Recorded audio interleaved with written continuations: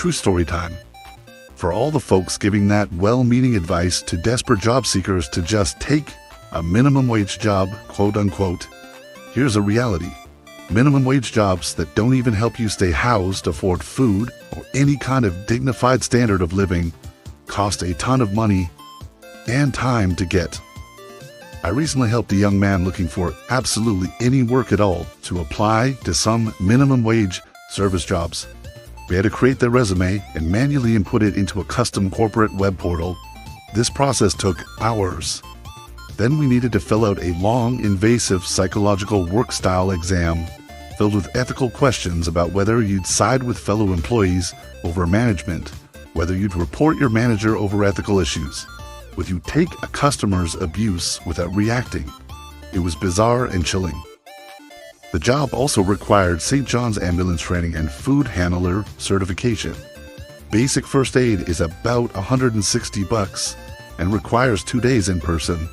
That means transit money in addition to the fees. That means childcare costs for parents. That means lost opportunity costs while the training is happening. Food handler certification in Ontario is $70, plus HST, which in Canada is about 13%. For that training, prices can be even higher if you stumble upon predatory training companies, and there are a ton of those in Ontario. Some companies will even dock your pay for weeks to pay for the cost of their training program. The job required a uniform and work boots. The uniform ranged from $50 to $75, and the anti-slip shoes, steel-toed recommended, ranged from $125 to $150.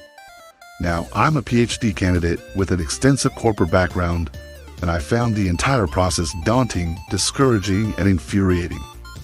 I've applied for corporate leadership positions that were less onerous, and I was shocked to learn that the struggling young man needed nearly $400, which they didn't have at all to get a job that doesn't even help them to live in Toronto. All of this, and minimum wage still equals hunger and homelessness. It's horrible out there for job seekers. I reached into my own pocket to help this young man get poorly paid a minimum wage job. This entire situation is not sustainable. Thanks for listening, folks. Do better, Ontario.